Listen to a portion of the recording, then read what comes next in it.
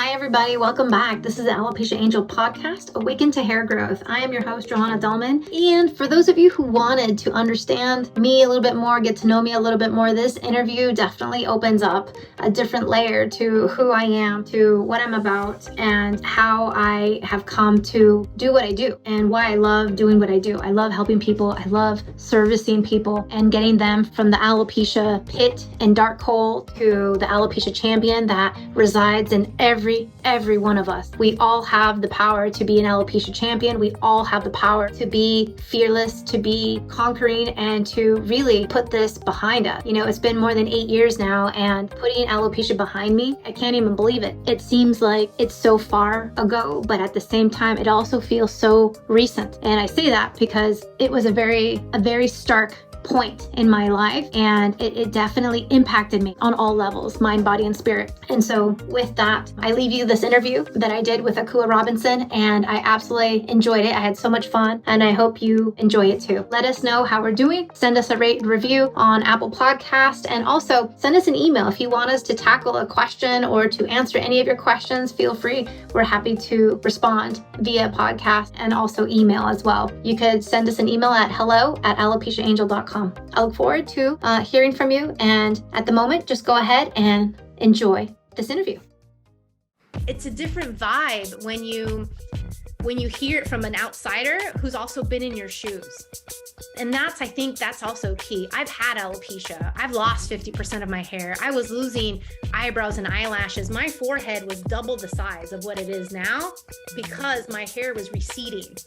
Like, I suffered through this just like anyone else.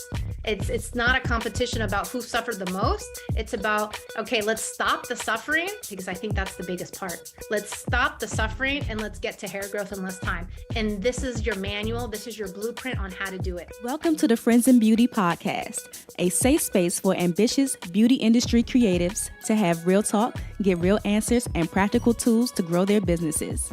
My name is Alopecia Robinson, and I'm a makeup artist, beauty educator, and the creator of Friends in Beauty. I created Friends in Beauty to support like-minded creatives just like you on their quest to connect, network, and build genuine relationships within the beauty community. Join me every week as me and my special guests reveal the keys to success and longevity in the beauty industry, and most importantly, have fun while doing it. You ready? Hey, what's up? It's your best friend in beauty, Alopecia Robinson. Welcome back to another episode of the Friends in Beauty podcast. I am so happy to have you here, and I hope you're listening to this episode in high spirits and in good health. Now, on this episode of the Friends in Beauty podcast, I welcome Johanna Dahlman, the founder and owner of Alopecia Angel, to the Friends in Beauty guest chair. Alopecia Angel helps heal and reverse autoimmune alopecia 100% naturally with no medications or pharmaceuticals needed, and has created a framework for success for various types of alopecia and hair loss naturally. They have helped hundreds of clients in over 60 countries, from alopecia totalis, alopecia universalis, alopecia areata, diffuse, telogen effluvium, and even scarring alopecia and more. They also cater to adults and children. As the founder and creator, Johanna has personally gone through alopecia areata and overcame it naturally as well. It was this situation that led her to create a framework and program that is now in multiple languages, helping others get results and answers in less time. I had such an amazing conversation with Johanna. Let me tell you, alopecia is something that is very common, and I actually know quite a few people who have different types of alopecia, but I was always of the belief that certain types of alopecia could not be reversed. Johanna broke it all down. She gave us all the facts, okay? In this interview, she shares what is alopecia and how she was first diagnosed, the different types of alopecia and how common it is, what can trigger alopecia and the mental, emotional, and physical toll it can take on your body.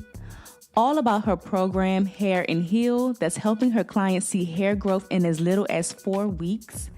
How she manages the expectations of her clients on this journey.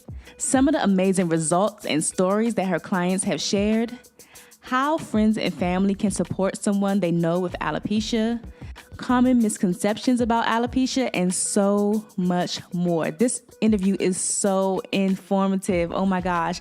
I learned so much during my time with Johanna, and I pray that this reaches someone who it can help. If you know someone who is living with alopecia right now, please share this interview with them. There is a solution. Let's go ahead and jump into this chat with Johanna. And if you prefer to watch our beautiful faces, then tune in on YouTube. Enjoy. Welcome to the Friends in Beauty podcast, Johanna. Thank you so much for having me.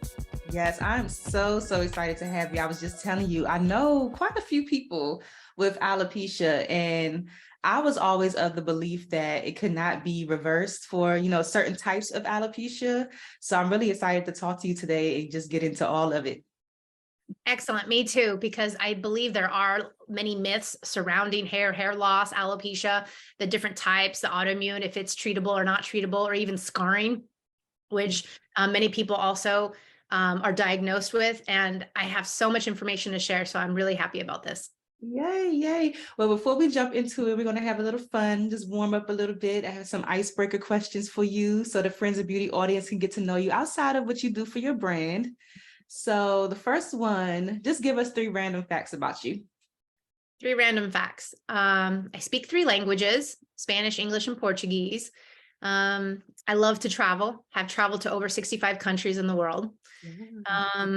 Let's see. I'm a scuba diver. I love the ocean. I love the environment.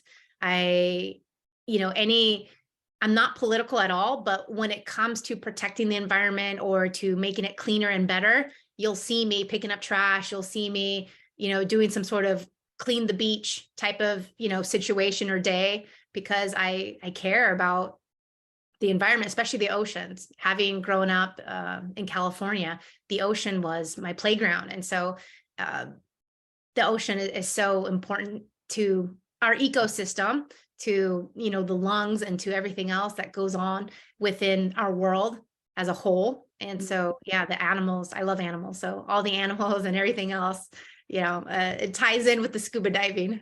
Yes, that is super cool. Like, I can only imagine the things that you see when you're down there.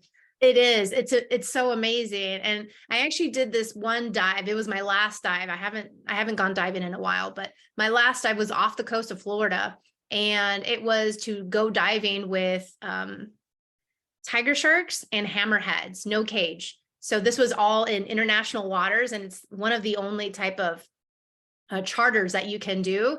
And I had 4 hammerheads around me and tiger sharks as close as this around me. But it was such a beautiful thing, because you see personalities in the sharks, you see personalities, on how they're acting. And it's not just, what the movies display about them, but it's also how they are innately, right? They're curious, especially the hammerheads. They almost seem like Labrador dogs, very curious, playful. And then the tiger sharks, of course, because their background, you want to be a little more cautious, but at the same time, it's also one of those things where you don't have to, or you need to not show fear, right? So if you don't show fear, then they can't smell it, right? Because anyone can smell fear off of somebody. So it's one of those, it's a nice little test, and it's one of those things that I really wanted to do. And so I was, thankful and grateful enough to have the opportunity to do it. Yes, that is super cool. I love those 3 random facts. That is super cool. So next one, like, out of all of the countries that you've been to, what are like your top 3 places that had like the best food? Ooh, best food. Quality or just flavors? Flavors. Okay. I love Vietnam for their food. Love Vietnam for their food. And, many times here in the United States, we eat pho as maybe lunch or dinner. Over there, they eat it for breakfast. And so I was there for 3 weeks. And so I actually got the hang of it to start eating it for breakfast. The first day, it didn't work out so well, but then, 3 weeks in, then I actually took a picture of this. I had like my bowl of pho, and then I also had like scrambled eggs. And so it was like this mix of American breakfast with the Vietnamese breakfast. So I love Vietnamese food. I would say, Argentina has fantastic food as well. France, Norway has, I would say it's not their cuisine, but it's the quality of food. The quality of ingredients is incredible, incredible. Like just everything. You could stay at a regular hotel, nothing too fancy, and everything's organic. Everything is from a farm that's nearby. Mm-hmm. So Norway was where really breathtaking in that sense. Russia is also another place that you wouldn't think that has amazing food, and it does. It has like really good home cooked, kind of like hearty meals because it's so cold all the time. So Poland is also very similar to that. So yeah, those are a couple places where I could think off the top of my head where it's been really good and you're really into the food. But if you want a city that has like immense diversity, Berlin is a city where the food is cheap, the food is fantastic, and you have like the best of all of Europe. So best pizza, best Greek food, best, gyros, best everything is in Berlin. It really is. Okay, I love that. Got to get out and travel more. I always say that I got to travel more. That's so cool. So I have these pod decks. They have these random questions. This is a would you rather and a what the heck. Which one? Okay. Let's do what the heck. I love this. This is so much fun. Good. Oh, this is cute. Have you ever accidentally texted the wrong person and how did it turn out? Let me think. I probably did. I can't remember the actual scenario. More than likely I did. But because I only text to close friends or family, actually, I do remember. It was to friends. So a lot of my friends are sprinkled all over. And two of them happened to live in Miami in particular. But I was texting one and I meant to text the other one. But it's because we're so close that they understood that it wasn't meant for them. So they're like, oh, no worries. And I was like, but I love you too. It's not just, for this friend, but it's also for you too. So it was one of those things where, you just get mixed up, but it was all friends and it was kosher. So okay, that's it worked out. I'm glad it wasn't anything crazy. No. Okay. What do people always tell you that you're good at aside from what you're doing now professionally? Yeah, something that I'm good at. I think in a way it's being on top of what's going on, being very knowledgeable. Ever since I was a kid, I'd love to read. I'd love to learn. I love learning. And I think that's been one of the keys to success in so many ways, just to keep at it, keep reading. And when you do your own research, when you do your own reading, then you actually have more perspectives. Let's say, it's not just one avenue where you're getting your information, but maybe a multiple, ways of getting your information. And so this way you can compare and contrast. And then also, let's take something as simple as traveling. You could go to France and have one experience. I can go to France and have a different experience, but then we could both not go at all. And then hear a mutual friend's experience. And then that could also overshadow if and when we do go to France. And so it's that type of thing where I like to experience things myself.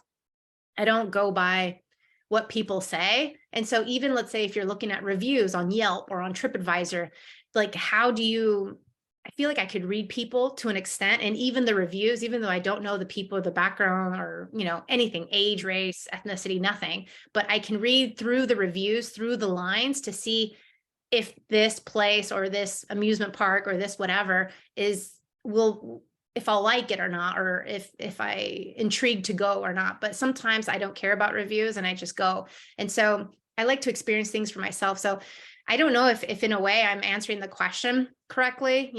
What one thing that I'm good at, I think knowledge. It's my family and friends, they come to me for advice. They come to me for that extra piece of knowledge. Like, do you know about this? Because I happen to know normally about something. Okay. Not just health and wellness, but maybe something else, because I've had a lot of life experience that's allowed me to connect with others, and just provide an extra added layer of information. Yeah, that totally makes sense. I like that a lot. When is the last time that you did something for the first time? You seem very adventurous. So I feel like you probably always get into something. Last time I did something for the first time. I don't know if this counts. I've never been a Harry Potter fan per se. Like it just wasn't my generation, I guess. I didn't read the books. I saw some of the movies here and there out of, just family obligations to go with a sibling or go with somebody. Yeah. But recently we went to Universal Studios in Osaka in Japan, and they had like a Harry Potter theme, and they had the Super Mario theme that it's the only one in the world. And so I was like, I'd rather do Disneyland in Tokyo, but at the same time, because it was Super Mario and because it was the only one, I was like, okay, let's do that. I can relate to Super Mario. I played video games as a kid. I like Super Mario. I'm not a diehard fan at all, but I was like, sure, let's do it. So it was the first time I think that I went to an amusement park and I did no rides. We were traveling with my son, who's a toddler, and so because it was just me and my husband and the toddler, it was like we can't leave on the rides unless you want to do it by yourself. So I think that was the first time I was at an amusement park without even going on any of the rides. Yeah. Just walking through it and enjoying it. I did see something about the Super Mario's installation. I thought that was cool. It was so neat. They did such a good job, like from the music to like the spinning coins. They did such an amazing job. They really did, hands down. It's smaller. If you've ever been to Disneyland, it's smaller than like a small world. Okay. So it puts into perspective. It gets really crowded because it's so popular. But at the same time, the detail, and even there was like those boxes, how you would just with Super Mario, they would bounce up on the head and like they would get a coin or something. You could do it with your fist and you would have a sound and you would have like something come out. So it was really neat. The detail was spot on. You felt like a kid. You felt like you were inside the video game. That is really cool. Okay, I like that a lot. I'm sure your son had a good time. He did, he did. It's all new for him too. As a 2-year-old, this is your first time at an amusement park. And yeah, even the Ferris wheel or the carousel is like daunting. Okay, so the last one, if you weren't the founder and owner of Alopecia Angel, is there anything else you could see yourself doing right now? Probably starting a nonprofit. It's always been in the back of my head for many years now, probably for over 20 years. It's been in the back of my head to start a charity of some sort, to give back in a way that creates a lot of impact. What those details look like, what would it be about? I'm not too sure. I waver with, the thing is I have so many passions that I'm passionate about. Children are a passion of mine. The environment is a passion of mine. But also, single parents are a passion of mine. It's just, it's so diversified. I haven't honed in just yet. The thing with Alopecia Angel is that it came because it really hurt. All of it really hurt. It was so painful. To lose the hair, to go through the uncertainty, to go through so much stuff that I knew that if I was so strong, because I've always been very strong. I've been the type to say, let's go scuba diving with sharks. Let's go skydiving. Let's go travel by ourselves. Let's go do this. Let's go do that. Yeah. So the fact that I have a certain strong personality to begin with, and mentally, I do feel that I am strong, but alopecia humbled me in so many ways. And because it did humble me, I felt that probably the majority of people were probably suffering 10 times worse than I was. 10 times worse mentally, physically, emotionally, not because I didn't have what they had or vice versa, or it wasn't at the same degree. Not like that, but in the sense where the mental toughness, the strength to say, look, I'm going to find a way and I'm going to get to it. I'm going to heal this. And I know I can. Not anyone takes on that challenge. In many ways, the doctors and even like doing the research online with Google and just a simple search, it tells you there's no cure. It tells you that there's no option. And I've had probably all my clients have been told from a doctor that, diet and lifestyle won't help, that what they're doing is not going to get them any results. And on top of it, many times doctors even tell them there's nothing we can do. Your case is, such a situation, or, you know, your follicles are such a situation that I'm so sorry, like the only thing you can do is go home. That's a death sentence to somebody mentally, emotionally, physically, especially let's say if you're the parent and the child is listening to this and the child is the one going through alopecia. It's like, what type of reassurance is this professional giving to this child or to the parent? This is horrible. And so I knew from my own experience, it was awful, absolutely awful, having seen doctors in the Netherlands and the doctors be like, I'm so sorry, it's just you and your ponytail, and your ponytail's too tight. And I'm like, I don't even wear my hair in a ponytail. Like, why are you know, what are you saying? And then, you know, you come here to the US, in California, they were very aggressive. They're like, yeah, I got a routine for you. Let's go through, you know, so many different shots on a monthly basis. And then you're like, whoa, hold up. And then in Denver, you know, they had a different approach as well, but it wasn't conducive to results. No one could provide results. No one could show and say, hey, this treatment is going to give you this. No one could say that with any guarantee or anything. They were just offering it to you like candy, you know, Right. nothing else. And so then I was just like, you know what? No, I'm going to do my own research. I'm going to go my own path. And the thing is, you know, because I had alopecia in my 30s, like I knew if I had big hair my whole life up until 30 something, like, why would it just go away? It didn't make sense to me. Like, what is it? What happened that all of a sudden it's going away? Yeah. I think for many people, this is like the big question. They don't get it. They don't understand. And they're trying to find understanding through professionals, through doctors. And because it took me so long, it took me over 3.5 years to figure this out and to really format a formula for it, then this is where, you know what, more people need to know. More people are struggling in other languages, in other countries, and they don't have the access. They don't have the tenacity or maybe even the time. At the time, I was single, I had no kids, and I could dedicate 16, 18 hours a day, including weekends. I was living off my savings trying to figure this out because my hair is everything to me. My personality. And, you know, even that one question that you said, like, what are you known for, or what people, you know, come to you for? I'm known for my hair. I've always been known for my hair, whether as a child, in college, like you can pick me out of a crowd. I'm known for my hair. And I just wanted to continue to be known for my hair because I cherish my hair. It's mine. Right. Why not? Wow. So I do want to backtrack a little bit, and just for those people who don't know, like, what is alopecia and like how common is it?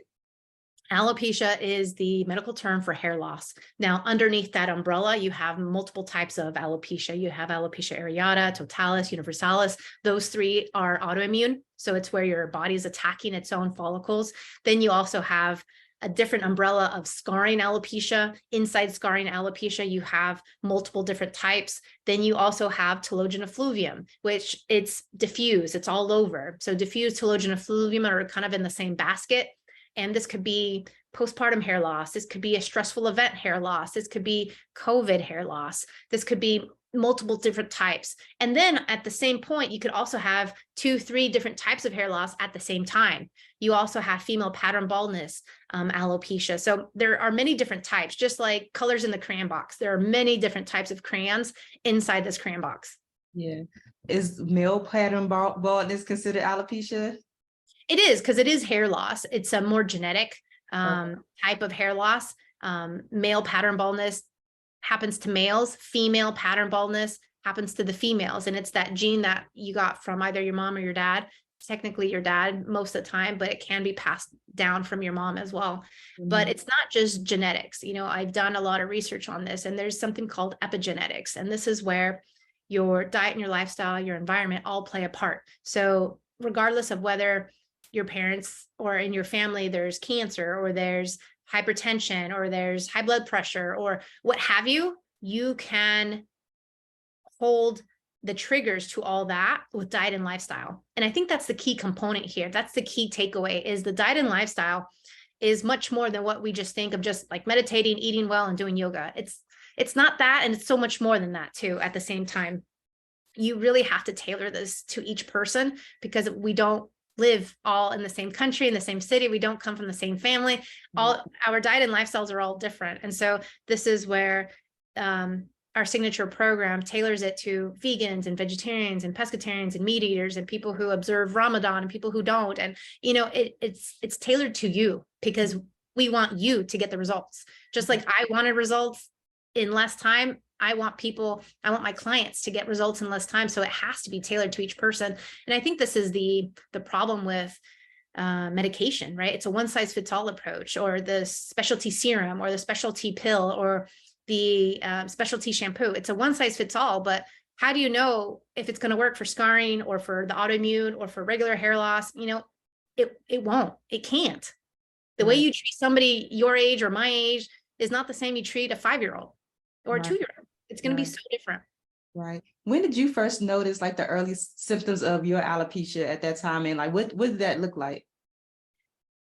I was actually diagnosed in the salon, and many times you are diagnosed in the salon because your hairstylist is the one who's like rummaging through your hair, right? They're the one, in my case, going and doing my highlights, right? So I have the highlights, but they're the ones splitting my hair apart from the back to the front, putting in the foils and all this. If you get your hair dyed, this could be also another opportunity because you also have to split apart the hair. But even if it was a haircut, you would see, let's say with dark hair, or even blonde hair, you would see a bald spot. And for the autoimmune alopecia that I had, alopecia areata, it started with a small bald spot. And then I got another one, and they started connecting the dots and they started growing and increasing. And that's how you start moving into totalis, which is where you're completely bald. Right.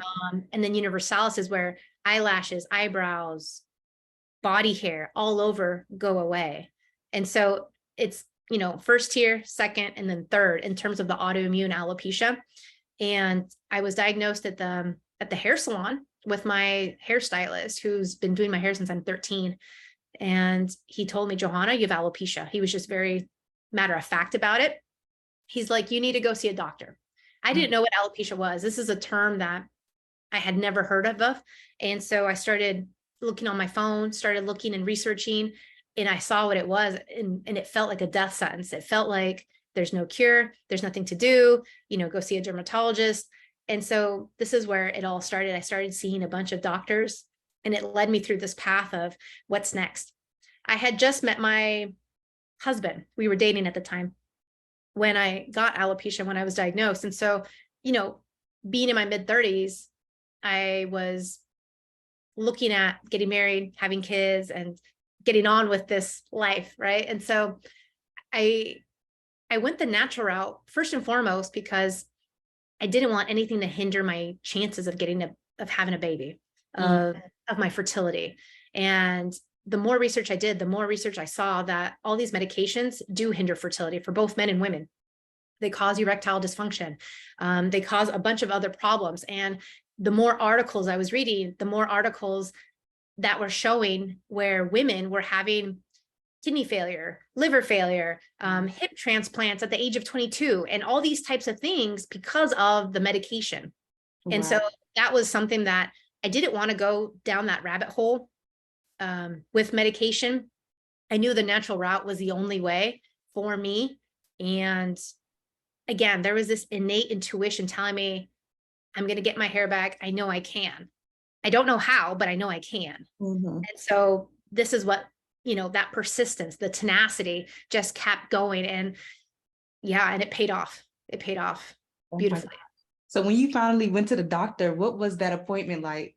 Like, what do they do at the doctor to like finally determine like what type of alopecia you have and like what treatment they're going to put you on? Like, what is the doctor situation like? So at the time I was living in the Netherlands, and the doctor there, because it is a socialist healthcare system, it's very difficult to get any type of medication. You have to be essentially on your deathbed. I had strep throat there. They didn't want to give antibiotics. Like me, my husband, and my baby had strep throat, nothing. Oh, it'll go away on its own. It's strep throat. My baby's losing weight. Still nothing. So in terms of my alopecia, not to diverge, in terms of alopecia, they told me it's your ponytail. It's too tight. And I'm like, I don't wear a ponytail. The way you see me today is the way I've always worn my hair, just down. And so I knew that I wasn't going to get further enough with them. And I knew that it was just battling. It was a lot of red tape. a lot of red tape and politics with this because it's all about money and budget. And unfortunately, this is the way healthcare systems are made up. It's for you to have the cheapest option, the cheapest healthcare possible. This is the way it is in many countries, including Canada, Australia, UK, Europe. Many times it's this. It's good for some things, but it's bad for other things. Okay. And then on top of it, you may be dealing with a doctor like the one I had in the Netherlands who didn't understand alopecia, didn't understand hair loss the way I do today. And this is also a gap in the education system, right? And so when I came to the doctors here to the US, at the time, this was pre-COVID, so I could go and come back as I pleased, which I did. And I saw doctors in California, I saw doctors in Colorado, and the ones in Colorado, they wanted to give me a cream. They wanted to do something like very, very superficial. And the doctors here in California, they were more aggressive. They're like, I have a 12-month plan for you. We're going to do so many shots each month. It'll be like this, like this, like this. And I was just like, whoa. And are these shots like in your actual scalp? Yeah, injections. They're called steroid injections, cortisone shots. And the thing is, if you understand what the steroids do, whether it's a cream or whether it's an injection or any other type of steroids, it suppresses your immune system. So instead of boosting your immune system, because I had the autoimmune, right? So it's the immune system working against itself. Then, I mean, for me, at least, I was questioning this. I was like, why is the cortisone shots actually going to give and deliver results? It doesn't make sense because it won't give me long-term results because it's suppressing my immune system when we don't need to be suppressing it. We need to be supporting it. We need to be boosting it. Right. And so this is where I knew that there was a disconnect in the toolkit of this dermatologist who specialized in alopecia. I knew that there was a disconnect in education. I knew there was a disconnect in many ways. And so then I was like, you know what, I need to go venture off and do my own thing. And that's what led me onto this multi-year process of figuring things out, doing trials and errors, continuing research, and just spending countless hours, countless time and money, right? Figuring this out. But again, I'm grateful because I was single, I had no kids. And so now if you think about the regular population, they're busy. They have a full-time job, they have kids, they have spouses, elderly parents, and they have so many other things going on. There's no way that they can figure this out in 2 weeks, in 1 week. There's just no way. Right. It's not possible. And this is why I started Alopecia Angel, because I was like, this is going to be the quickest way possible for you to see hair growth in less time. Is there something that can trigger alopecia? Yes, there are many things, but for each person, it's different. All the triggers are going to be different. And it's not just one thing. It's normally a multitude of things. What I like to say is that alopecia is like a 1,000-piece puzzle. You have all these different pieces to it. And so if you think, oh, it's diet, it's not just diet. It's diet plus, all the other types of pieces. And it's not just lifestyle, because you have more pieces to that. Even within diet and lifestyle, you have subcategories that just keep opening up, like Excel. It just keeps opening up with every little box that's filled in. There's more and more to it. There's more and more to see. It's not just superficial. There's comprehensive, in-depth research that's provided. And so this is the key to really understanding where you are, because when I deal with a client, for example, let's say you come to me, we start with a 10-page intake form, but that 10-page intake form can and does talk about your past, but it also talks about your present. But at the same time, there's things maybe further back in your past that only you would know, or maybe your parents would know, or maybe that, with going through the program triggers you like, oh, I had that at one point. Oh, I had that and I didn't know it correlated. I call these blind spots.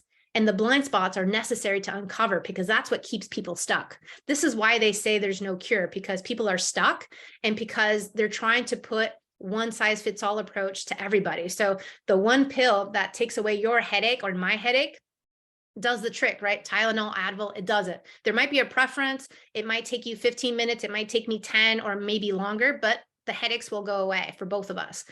But there's not one pill or one thing for everybody across the board with every type of hair loss that this will work for. This is why they say there's no cure. But if you look at disseminating and tailor and customizing this situation and this program for you, then yes, there is. there is a way, just like weight loss. Anyone can lose weight. It may not be in the same way. It may not be through Jenny Craig. It may not be through, Slim Fast or some, gimmick, but we can all lose weight. How we do it will be tailored to our preferences, to our diet, to our lifestyle, and how we want to go, right? Mm-hmm. So it's in the same way where it needs to be customized to you, right? So my brother likes to play basketball. I like to do Pilates. You can't expect me to play basketball because I don't want to. So it's that type of thing where there's a preference to exercise. There's a preference to everything. And so these are things that you need to account for. Thank you. I'm so glad you mentioned the blind spots, because I was going to ask you about that. I was like, what exactly is the blind spots that you're helping people discover? But I would love for you to share like the process that you're taking people through. You mentioned the intake form, but what exactly is included in the 8-week program of Hair and Heal? Yep. So it's a step-by-step program where we walk you along each week. Each week is filled with immense amount of information. There's over 50 PDFs for you to download inside the program itself.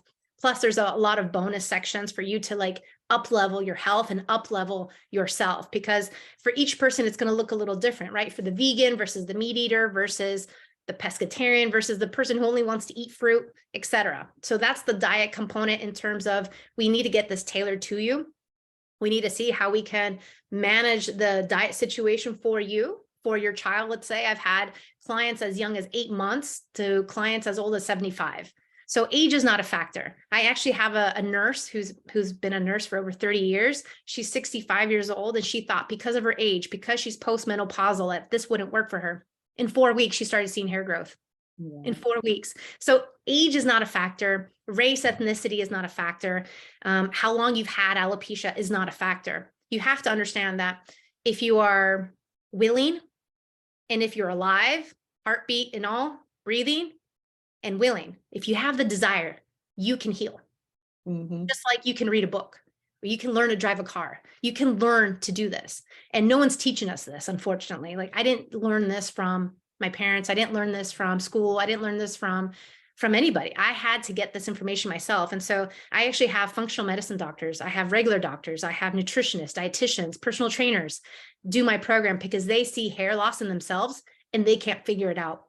And this is where you look at alternative solutions, because it's a natural route. There's no risk. It's all organic. So it's 100% tailored to you, because again, we're all so different with different types of hair loss, right? And so with week 1, you start with the intake form, and there's the introduction. We also talk about diet. In week 2, week 3, and week 4, all the way to week 8, we talk about many things. We talk about the blind spots. We talk about, all about the hair, and what this looks like. We also talk about the things that we need to do. And also it's a strategy. It's a strategy for life. So for example, I've had many teenagers or college students do my program, even from their dorm room, from their dorms, they're able to do this. And granted, when you have a goal, more than likely it's going to be challenging, right? Whether it's, to climb Mount Everest or to make $1 million, whatever the goal is, it's going to be challenging, right? If university was so easy, or getting a master's degree was so easy, we'd all have one, right? It's challenging for a reason, right? And so getting to the hair growth is actually easier than what you think, but at the same time, it's the consistency, it's the discipline. So it's not just about, let's say, losing weight today. I've lost my 20 pounds and then I can go back to eating my cupcakes and waffles. That's not it. We have to continue and maintain that. And I think that's the hardest part, right? Is the consistency that you have after. Like for me, it's been 8 years that I've had alopecia. I have all my hair. I've had a pregnancy at the age of 40. Delivered my baby healthy. I had COVID, no hair loss, no postpartum hair loss. I had stressful events. I've moved multiple times from different countries and still no hair loss. So you learn, I think, and this is such a huge takeaway, you learn the keys to success for you on how to take control of your health, take control of your hair, so that hair loss is not an issue moving forward. Right. It's almost like you understand the basics of math, and from there you can apply more. You can apply more algebra and geometry and all these other things on top of it. But the basic is just addition, subtraction, and that's the foundation of math. And so I need to start with the foundation for each person so that from there we can build up. And when families do this together, let's say if you have a child who has alopecia and we have the family doing it, I love to see the whole family get involved. I love to see where everyone's supporting the one child and everyone gets healthy, because lo and behold, one parent or two parents have some other situation, whether it's eczema, psoriasis, maybe some arthritis, maybe some back pain or something else, but it's all diet and lifestyle. And so it's like, if we really focus on what this truly means for everybody, then we're able to up level them and upgrade their health in a huge way, where the hair growth is just spitting out like a water fountain. I absolutely love the natural approach to this. And also, I know a lot of people have been groomed and trained to like trust the doctors, listen to what the doctors say. So I know that a lot of people, probably by the time that they get to your program, like they're just looking for like answers, and just like it might be like the last resort, like they tried everything. But like, how do you manage their expectations of their results with your programs, if they might be a little bit like skeptical because of the treatment that they've received before? Yeah. The thing is with doctors, my perspective on doctors has changed greatly, because I start to analyze them in a way where, yes, they're knowledgeable. Yes, they went to medical school, but potentially they're not solely focused on alopecia in this case, or solely focused on a situation that, deals with me. If you start looking at doctors, you have the endocrinologist, right? Or you have the nose, throat, ears doctor, or you have like the oncologist who's only dealing with cancer. So you have specialties within all the doctors, and many people see the dermatologist and see the GP. The GP is your regular general doctor. The regular general doctor doesn't have all the tools in his toolkit. So more than likely, they'll refer you to the dermatologist. The dermatologist is more of a skin person, not a hair person. And even though it does, have the scalp, it's still not hair, it's scalp. And so their tools and in their toolkit, unfortunately, is also very limited. It's also limited to where you live, right? If you live in Kansas, this could look very different than Canada. If you live in Australia, this can look very different from Netherlands or Paris or anywhere else. So you're limited to the type of healthcare system, the waiting times, because with COVID especially, we saw 6 months, 12 months waiting times just to see a dermatologist. And maybe that's not in the US, but that's definitely happening in other countries. I have clients in over 66 countries, just so you know, because the healthcare around the world, something's wrong. It's not working for anybody. I'm telling you, it's not working. So, this is part of the problem. But in any case, no one's dedicated 100% to alopecia. No one is. And I think this is the strong suit for me, because that's all I look at. I look at alopecia. And yes, if you have thyroid issues or if you have hormone issues, we can incorporate that as well. But my sole focus is your hair. Let's get to the hair. But and on top of it, it's not a topical. It's from the inside out. Health blooms from the inside out. When you see somebody with good hair or with, beautiful skin, or you can see health just glow from them, right? It's very different. And I see this a lot in Europe, because we have a lot of young people, young youth, young adults who smoke cigarettes. And so that compared to the US in general it's a very stark difference. And you see the effects, let's say, of a smoker with the hair, with the nails, with the skin, with, if you're on a diet of junk food and smoking, let's say, and just drinking Coca-Colas, you're going to see that in your body. Just like if you were to eat something fatty and then all of a sudden you get a bunch of acne, right? You see health within you and it comes out. It really does. So, sorry, what was the question? Just managing the expectations of the people, as far as like the results that they're going to get. So I get a lot of skeptics, of course. I get a lot of skeptics, but these same skeptics, like this nurse who was 65 years old, they're like, you know what? I have nothing to lose. I'm going to try. I also had a client who she had scarring alopecia, and she's from Trinidad and Tobago. And she told me, she's like, I haven't seen anybody on your website or in your success stories who's Black like me. And she's like 50 something, and she wanted to see somebody who was like her. And I was like, well, I can't force that, because first of all, some people are shy about posting the results or having an interview or even giving me pictures. Others are willing and they want to support Alopecia Angel in that sense. But I actually have an interview. She's on my podcast number 10. Okay. Her name is Doris, and she did my program. She was very, very skeptical because I had no one who was, from Trinidad and Tobago, like her, Caribbean Black, and no one with scarring. She had both. She saw hair growth in less than 8 weeks. That interview was done a year later. She continues to see hair growth. Great. So Dolores is one of many. Also, the nurse who I just mentioned out of Florida, 65 years old, that had been a nurse. She teaches nurses. She teaches medical education for over 30 years.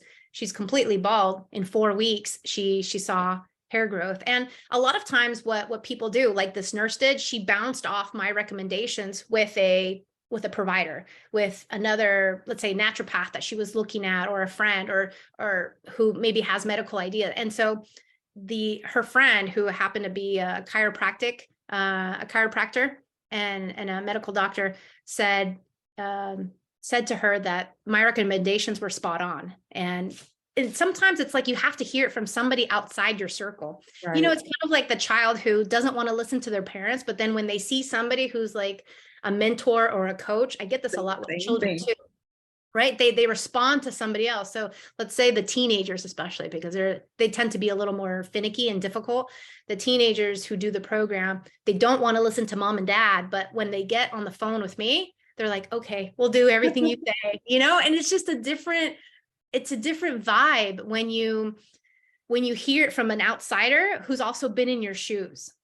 And I think that's also key. I've had alopecia. I've lost 50% of my hair. I was losing eyebrows and eyelashes. My forehead was double the size of what it is now because my hair was receding. Like, I suffered through this just like anyone else. It's not a competition about who suffered the most. It's about, okay, let's stop the suffering, because I think that's the biggest part. Let's stop the suffering and let's get to hair growth in less time. And this is your manual. This is your blueprint on how to do it. Mm-hmm. And so once I did that, once I saw my steps, I elaborated on that. I created it to expand and to hone in on other situations, on other blind spots that may or may not have affected me, but definitely are a part to be aware of. And this is huge because then you're saving time. It's like going to the mechanic. You have something wrong with your car. You don't know, this mechanic is not helping, but he's charging you. You're going to another mechanic and he's charging you and he still can't fix it. And so you're going to how many mechanics to fix this, right? I get it. I understand it. So you're so right. People come to me and I'm their last resort. But at the same time, I also deliver results because I have this tough love nature about me where I'm just like, this is what you need to do. Like, don't veer off. It's this, this, and this, and that. Boom. So they can be skeptical or not, they always come around. I've had a client. So on my podcast, on the Alopecia Angel podcast, I have over 60 episodes where multiple of those are interviews with clients. So face-to-face, just like us, where you could see it on YouTube, you can see it on the podcast. And I've had children who were completely bald and they grow all their hair back in 6 months. I've had women with scarring alopecia who see hair growth. I've seen clients who've been following me for 5 years. 5 years. They do my program finally, and they see hair growth in 4 weeks. So it's all about supporting your body. And the longer you take, the longer those results. Mm-hmm. So this is definitely the quickest way to natural healing and supporting, because it's a learning curve. It's a learning curve that no one's teaching us, not schools, not governments, not doctors, not parents, because they don't know either. And you have to forgive them in many ways. They don't know. Yeah. My doctors didn't know. None of my clients' doctors know. And, and this nurse, I go back to this nurse because she and I, we've had a lot of conversations. She's gone to so many different like alopecia focused medical offices all over the US. And yet she's like, what you provide is nothing that they're saying. And yet I'm seeing results with you. Mm-hmm. So it's very surprising. I get it. But I guess the background to all this is that I did this first and foremost for myself. I didn't do this for a business. It turned into a business. It turned into an organization because I wanted to avoid that suffering, the pain, because the pain is detrimental. There is a lot of suicide. If you start looking back at articles or in the news, you see little girls at 12 years old who are completely bald and they're committing suicide. You see teenagers committing suicide because getting bullied, being talked back about, or having to wear a wig, or going through the teen years. Being a teenager is hard. Going through high school is difficult. You have so many insecurities. You have so many changes hormonally. You're becoming a lady, right?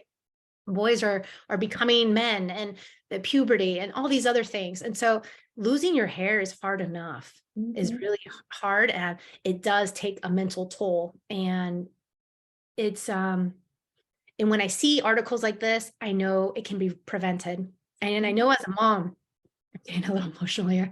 I know as a mom, like, I would do anything for my son. And I know all parents would do anything for their children, but this can be reversed, and it doesn't have to lead to suicide. It doesn't have to lead to staying secluded in your house, not going out, not doing activities, because that's the thing. When you lose a part of you, in this case, your hair, it does inhibit you to want to date, to want to go out, to want to be a citizen of the world, to want to volunteer, go to school, go to work, just be a normal person. It really does. It forces you to want to become a hermit crab, and just stay indoors and just stay behind the walls so that nobody sees you. I get it every day. Every day I receive emails of this nature. I receive text messages and instant messages of this nature. And it's heartbreaking, because it's just like, I've been there, but you can only lead a horse to water. You can't make it drink. Right. Oh man, that is just devastating to know that people are actually committing suicide because of the lack of information, or just being misinformed by doctors and feeling like there's no hope. Like that's so sad. It is. It's heartbreaking, because, there is a solution. There really is. And it's in our hands. It's not in the hands of a doctor. And I think that's the most beautiful thing. We don't have to have these follow-up, these follow-up appointments with them. We have the control in our hands. And I think no one's allowed to believe us that. No one's allowed us to think that we can control our health. The prescription here is where we believe that everything comes in a bottle. Our solutions come in a bottle, whether it's a shampoo bottle or a pill bottle or a prescription, but they think that everything comes in a bottle, and it doesn't. A lot of times it comes from your own sweat equity and your own, discipline. Right. Wow. Well, I like to shift gears just really quickly for a segment of Never Have I Ever. I have a never have I ever question for you. If you have done this before, you can, share the story behind it. If not, give some encouraging words to someone who may be doing this currently that has alopecia. So it's so funny I chose this question, and not knowing that you're a scuba diver, but the question is, never have I ever avoided swimming or other activities because of my alopecia. Have you ever done that before when you had alopecia? Good question. I didn't necessarily avoid doing things. I was still gung-ho. I will say, though, there are many ancillary symptoms that go along with alopecia. It's not just hair. People think, oh, it's just hair loss. It's not. There's a physical component, and this physical component can look very different to various people. And for the parents who may be listening to this, who have a child with alopecia, understand that there's fatigue, there's digestive system, there's like the pitting of the nails, there's brain fog. There's so many of these other tsunami symptoms that just wash over you, and it washed over me. And so the energetic person you see today was not so energetic back during alopecia. I was just so fatigued. Normally I would go to the gym, do Pilates, do yoga, lift some weights, go running. I was very, very active. I mean, when I got alopecia, I was at the peak of my health. I was the poster child of health in terms for my family. I was tan. I was living in Miami. I was running at 5, 6 in the morning every day. I was doing Pilates and yoga multiple times a week. I mean, I spent around 2 hours a day just working out. Why? Because, well, Miami Beach is it has this culture of working out. First and foremost, you have to live in a bikini. So, the stakes are high, especially when you're single. But in any case, you know, it's not like I wasn't doing anything. I had a full-time job, you know, I had a very active, robust social life. So I was diagnosed later once I left Miami in Denver, in between Denver and Colorado. And just the fatigue. I had a gym inside my building and I couldn't even, like, there was mornings where I couldn't just get out of bed. Like making lunch was the biggest task of the day. It was just very, very hard for me to even wake up, and even like I was forgetting where my keys were at. It was something I couldn't recognize. Like I have a really good memory, and then all of a sudden I go from, you know, feeling on top of the world to feeling like I'm 90 years old. You know, I'm forgetting things. Even if I have a shopping list, I'm forgetting what I just read.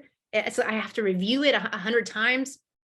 The key situation was typical. Brain fog was immense. Again, just to say that making lunch was the big task. I couldn't work out. I couldn't do things. So the fatigue, the depression, right? The anxiety. I've never been one to have anxiety or depression. And yet I felt all that. I felt the uncertainty, like what if, like the what if starts playing games with you.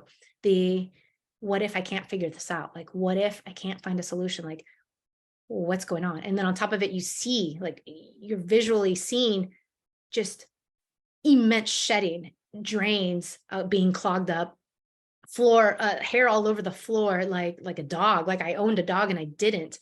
It's this type of thing that the reality is hitting you, and you don't know what to do. You feel like you're at a standstill because the doctors aren't giving you solutions. You know, doing steroid shots is not an option. Going the medication route is not an option just because of the fertility situation, and you want to like enhance that. And it was just a standstill of sorts. So I didn't necessarily avoid activities, but when I mustered the strength to go out and do it, I would. But there was many times where there was no strength, there was no will, there was no possibility. Like I would go to the gym, even if I got my clothes on, got my shoes on, was at the gym, and then I would just like sit on the yoga mat. I just couldn't. It was so surreal what was happening to me, because it wasn't just one or two or three things. It was, like I said, a tsunami. I felt like, and I always say this, I felt like my body was hijacked by somebody else, because I couldn't think straight. I couldn't move straight. Just everything was off. Everything was off. And I feel for the adults having to go through this, but I also feel for the children, because many times they don't even know. And imagine that, like I was in my 30s, and to vocalize what was going on, I also didn't connect the dots that this was part of alopecia. And if you look at textbooks, none of it is there. None of these symptoms, none of these feelings are there. And yet it's all part of alopecia. How do I know this? Because A, I lived it. And then B, I have the thousands of customers who I help on a yearly basis who also tell me, I have the same symptoms. I'm going through the same thing. You know, when they hear me on my podcast, they're like, I resonate with you. You've been there, you've done that. Like, and then on top of it, it's not just for a couple years or a couple months. Like it's been 8 years, and you know, all these other things have happened. And on top of it, I think the best part about alopecia, because I do see it as a blessing today, I see it as a huge blessing, is that I was able at the age of 40 to get pregnant on the first try. No IVF, no nothing. I was able to have my baby boy, supernatural 10-pounder, at home, because in the Netherlands, everything's at home. So at home, and, you know, everything went well. Everything was smooth, no epidural, no nothing. And it was painful, yes, but at the same time, not as painful as going through alopecia, if you can imagine. Wow. So that just also tells you the level of pain. So I think, you know, if there's a will, there's a way. I've always believed that. And so it's just, you know, deciding and taking action. That's really what this is about. Deciding and taking action. Absolutely. Wow. What is some of your proudest moments with doing this work? You're helping like thousands, like you mentioned, thousands of people a year. So I can only imagine like you feel really proud. I do. I think the proudest moments is seeing the skeptics change their mind, because in as little as 1 week or 2 weeks, they see their symptoms lift. It's like this veil, this fog has just cleared. Their brain is thinking more clearly. Their energy is better. They're sleeping better. They're feeling better in their body. Like they see the change. Change happens, but it's like you got to support it. So once you understand what that really looks like for you, then you feel the change. And seeing is believing. And then all of a sudden, you get the hair growth, like this nurse who I mentioned, who's 65 and started to see a big change in her hair growth. And this is after 6 years of dealing with it. There's many people who are dealing with alopecia for 20 years, 25 years, and they still see progress. They still see hair growth. People who've been bald, completely alopecia universalis for 40 years, still see progress, still see hair growth. So ideally, the sooner you start, the better it is, right? It's like that Chinese proverb, the best day to plant a tree, 20 years ago, but the second best today, right? That's really how that looks like. And it's never too late to heal. Your body is waiting. It's just, we need to uncover what true health looks like. And I help you through this in the program. And then of course you have coaching calls, you have private calls if you need, you have extra support if you need, but this can happen and this can be for everybody. It really can be. Yeah. Are there any misconceptions or stigmas surrounding alopecia that you would like to address? Yes, absolutely. A lot of times people say, alopecia is my destiny. I have to live with this. But this is like saying, I lost my shoe and I can't find it. I'm just going to give up. I'm gonna just be barefoot. Yeah, you don't have to be barefoot. You can find that other pair of shoe. You can buy new shoes, right? There's the possibilities within us all. There really is. And so I feel like a lot of times there's limiting beliefs and there's us holding ourselves back because we think we're not worthy of healing. We think that it's not going to work for me. We think all these, negative chatter. We believe in the negative chatter. And I think that's the biggest thing that brings you down is the negative chatter. You need to surround yourself with positivity, with, success stories and be inspired by others. Like, how did we know that we could go to the moon before anyone went to the moon? Right? You have to plan it, you have to dream it, you have to prepare for it. And guess what? Then they made it. And then every other country followed and they went to the moon. How did we know we could fly a plane or we could air travel or, create the car? Henry Ford created, his Ford automobile back in like 1912. But before then, where was the inspiration? It was the wagon cart. And then it's just like everything has an evolution to it. Everything can be better. And I think this is the creative approach that many times people put to a side and don't believe that, it's possible, and I get it. They've tried so many things. They've tried PRP, they've tried laser, they've tried the helmets, right? They've tried the specialty vitamins, they've tried the specialty shampoos, they've tried so many different things and none of it's worked. And I'd say save your money. If you're using any of these things, including the medicine for alopecia, I'd say save your money, don't spend one more dime and X-nay all of it because none of it's going to work. None of it's going to give you results long-term. The only thing long-term is called education and understanding how to support your body. We're all so different. I have clients who have multiple issues, multiple autoimmune diseases, multiple health concerns. And a lot of times they see them reverse. So for example, I have a client, she's interviewed in my podcast. She has Graves' disease. She had Graves' disease. Of doing my program's 2 months long. She continued with the consistency and everything. In 6 months, she reversed her Graves' disease. Wow. So she not only saw the hair growth, but she also reversed the Graves' disease. So reversing thyroid issues, reversing hormone issues, PCOS.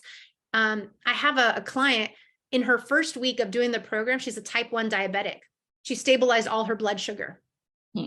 And so what does that mean? That means she can lessen the degree of medication. She can stabilize, take control of her health. This means that she doesn't have to worry about the spikes anymore. This means that, she can have a level playing field. So all these things, Hashimoto's included, can be reversed. There's so many things that can be reversed. And on top of it, once you upgrade your health, it's not just the hair, it's everything, including the fertility, which is huge. I mean, I was 40, I know people who at 29, they're doing IVF. Right. Yeah. Yeah. Wow, this is fantastic. So for someone like me who doesn't have alopecia, at least not right now, I don't know what the future holds, but how can friends and family support someone who is in their life that has alopecia? This is a hard one. It's a hard one. I have a podcast episode about it, but it's a hard one because as someone who's in it, for example, if you were in it, if you were in these shoes, you feel like no one understands you. You feel like you're isolated, you're on this island. And as much as, let's say, moms or parents or siblings want to say, you know, Johanna, it's all good, I got your back. Let me know anything I can do. They can't do anything for you. They can't. This is where the horse needs to drink its own water, right? No one, and even the parent doing this program for the child, if your child is like above the age of 20, they need to do this on their own. The parent can't do it for them. You know, there's a threshold of where the child is an adult and they need to fly on their own wings, right? It's just like when you potty train a kid, they start to go on their own. They do things on their own. That this is the way it's supposed to be, right? Yeah. We can't baby them for the rest of their lives. So in this case, it's the same way where people need to do it for themselves. They need to want to do it. Just like I can't do your push-ups. I can't, sleep for you. I can't exercise for you. I can't do many things for you. And you can't do it for me either. Right. So everyone's got to do it and take responsibility for themselves in that sense. And I think in a bigger aspect, it's all about the desire. Yeah. You know, how many people want to make it to the Olympics? And, and it's not about the possibility, like forget about the options and the opportunities to get to the Olympics. But if you really wanted to, you could, right? Just like if you really wanted to go to high school or in university and get that degree, you can, anyone can. But that effort, that consistency, the tenacity, it's got to be there. I've simplified it and made it so easy for you. Now you don't have to like search for things and put things together out of nowhere like I did for 3.5 years, 4 years almost. But now you have a laid out plan. Now you just got to follow it. It's like a manual. You just got to follow the manual. It's very easy in that sense, very detailed. And, it gets results. And you can see this on the website at alopeciaangel.com. There's a tab for success stories and you see before and after pictures. And so my biggest pride comes from the skeptics. I love turning that mindset around. I also love uncovering the blind spots for people. I had one person here recently, she's done it all.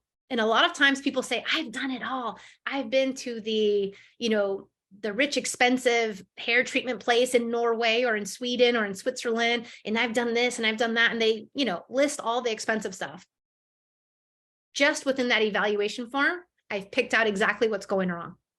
That's how key it is to get an expert to see what you can't see. It's almost like, this is why we have hairstylists. I can't do my own highlights. I can't see in the back of my head and put the foils on. This is why my hairstylist does that for me. He makes sure that I look good.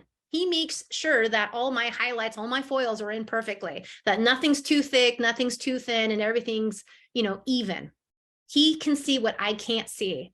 Right. And this is the truth of the matter. And this is why I have professionals like nurses, like personal trainers and doctors and functional medicine doctors do my program, because they can't see because they're in it. They're in the thick of it. They can't see the light. They can't see what their blind spots. And I think that was the biggest part for me. It took me 4 years to really figure out my blind spots, to see. And I'm like, oh, this is it. It's holding me back. And on top of it, I was in denial, which many people are. We're in denial. And then once you have like the reality in your face, then you can't deny it anymore. You really can't. I think the blind spots though keeps everybody stuck. And so I think that's a big portion of it. And the other thing is too, like a lot of people they don't believe that they can heal. They think like, this is it. Like they treat it almost like cancer. Like, this is it. This is my life sentence. And it doesn't have to be. It really doesn't. And so then you have that spiral effect of the suicides or the mental health issues, or, it just progresses. It doesn't get better. Right. If you leave alopecia alone, let's say you were diagnosed today and you don't do anything about it, it will only get worse. And I know this because I've seen this through my thousands of clients. Like, let's say you start with one spot, let's say it grows back in naturally. And then let's say a few years later, it becomes bigger. Let's say you do steroid injections and it grows back. But then by the second, third, fourth, fifth time, it's going to get to a point where your body just like revolts, it rebels. And almost like that dog that bites you back, your hair bites you back. And guess what? Now it's like 30 times worse than what it originally was. Instead of like a little thing, now it's all your hair. I've had clients lose all their hair in 24 hours, all their hair in 3 weeks. That's devastating. Talk about change. You know, sometimes it can be overnight. It really can. It doesn't have to be gradual. And so once you see that spot, so this is to anybody who has any type of hair loss, like once you see the bald spot, once you see the hair loss, like take action now, because then you're setting yourself up for success for the future. The keys you hold are now for preventing anything else. It's almost like, you know, if you were to do anything, it comes into prevention for the future. So if you were to work out on a daily basis, you're preventing, let's say, a heart attack, or you're preventing, you know, anything else that could come your way. So you have to prevent. You have to prevent it from getting worse at any point, even if you think you're in the clear, because many times you're not. It's still in you because you haven't gotten to the root cause. You haven't gotten to the blind spots. You don't know. I actually just had a call yesterday with a mom and her son who's 20, you know, is going back to school in 2 months. So he's home for right now. And he's at that point where he's had it multiple times throughout his childhood, and they've had many things help it throughout the years, but now it's gotten really worse. And so instead of waiting, they need to take action now so that he can prevent it for the rest of his life, because mom's not always going to be there. You know, he needs to do these things. He needs to learn these things on his own, because it's about him, his self-confidence, his everything, because this affects you when you're looking for jobs, when you're, you know, in a study group, let's say, or when you're dating. Wow. I'm learning so much today. I'm so appreciative for this conversation. At the end of the day, Johanna, like, what do you want your legacy to be? And also, what is next for you? So what do you want your legacy to be, one? And then what's next for Alopecia Angel? Great questions. I would say the legacy is to heal and reverse alopecia across the world. I want to get the word out. I want people to believe that they can heal. And this is why I post inspiring stories online, before and after pictures, but then also I interview my clients and I try to extrapolate all this information so that they can see themselves. Maybe they don't identify with my situation, with my alopecia areata, but maybe they identify with the person who had alopecia universalis, or the person who had scarring alopecia, or the person who had female pattern baldness. All this can be helped. And a lot of it's a mindset change. So hopefully, you know, the more you heal people, the more you help people, the word spreads. I actually have doctors who recommend my program to their clients, and their dermatologists are like, we can't help you, but she can. And so they recommend them to me. So I'd like to see more of that. And that's what I'm trying to get to. I think that's what's next as well. Trying to get this really big and broadcasted all over the world, all over the US, all over everywhere, because it's not necessarily fair just to keep this a secret. Everyone should have the opportunity to heal if they want to heal. Yeah, absolutely. Oh my gosh. Oh, this has been such a great conversation. And I know that there are so many people who are going to benefit from this, because I'm sure anybody listening to this may know somebody that has alopecia who may have lost hope. And hopefully they will, you know, point them in the direction of your program. And like I said, I know some people with alopecia, so I'm definitely going to be spreading the word and pointing them in the direction of Johanna for sure. Before you go, I have to ask you the Friends in Beauty rapid fire questions. Just, you know, spit out whatever comes to your mind first. First one, what are the top 3 keys to your success so far? I keep learning. I don't rest on my laurels. And I think that's something that doctors kind of do. They don't go back for more education. They just kind of like, okay, I'm done with my medical degree, work 9 to 5, you know, day to day. And I think, you know, knowledge is changing, education is changing, new technology developments are changing. And so you have to be and stay on top of it. And you also have to be open-minded.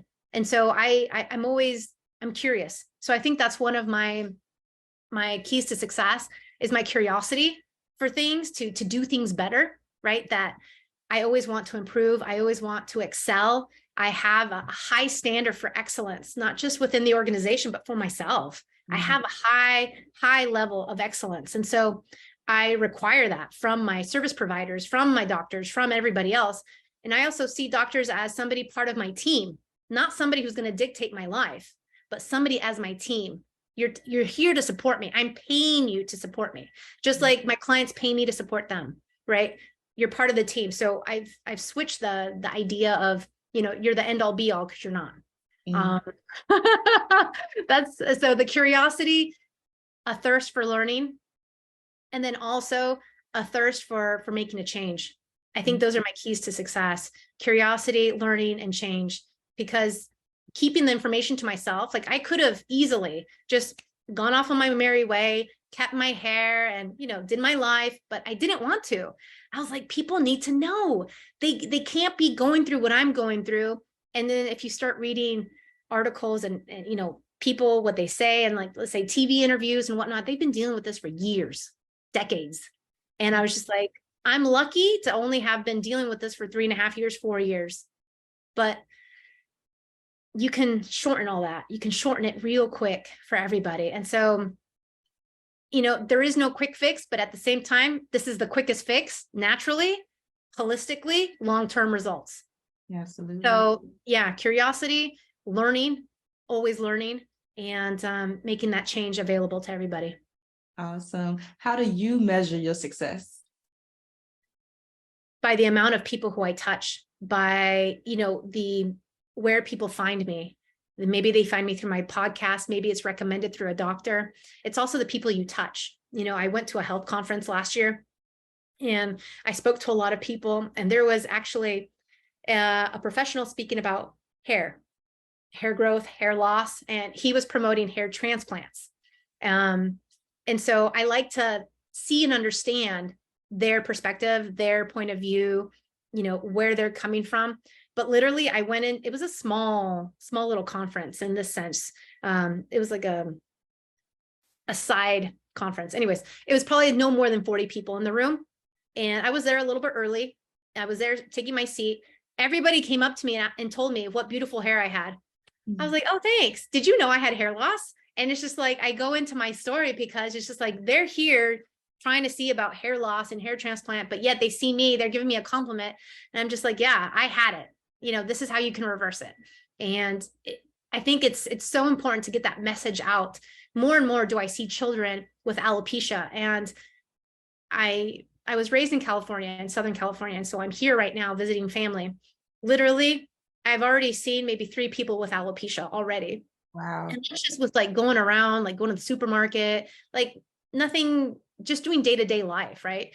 And you see people with alopecia, and I saw one going to the doctors. I saw another one leaving the hair salon, and I saw one somewhere else. And it's just like, I always want to approach them and say, hey, there's another way. There's always another way. It's that third door. And maybe no one's saying outwardly, this option is here for you, but we have to make our own opportunities as well. We have to advocate for ourselves. And I think that's a big, big takeaway. We have to advocate for ourselves. If something doesn't feel right or sound right, then don't do it. Don't feel pressured by anyone to do it. Yeah, absolutely. What's the best advice you've ever received, or a piece of advice that's just always stuck with you?